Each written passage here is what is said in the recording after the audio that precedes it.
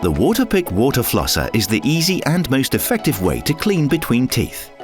Before using your Cordless Plus water flosser, you will need to charge the unit. Turn the power switch to off.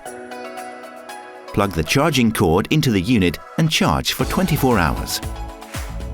After the unit is fully charged, fill the reservoir with warm water. Select a tip and click firmly into the handle. For first use, select the low pressure setting.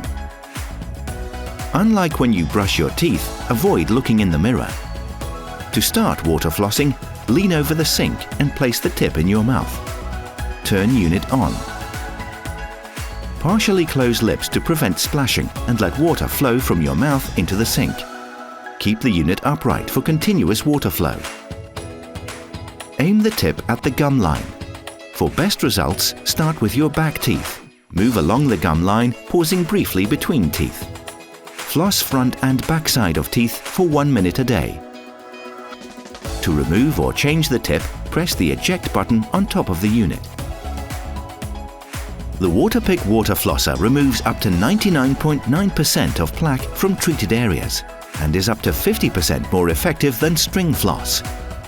You can have healthier gums and brighter teeth with the Waterpik Water Flosser.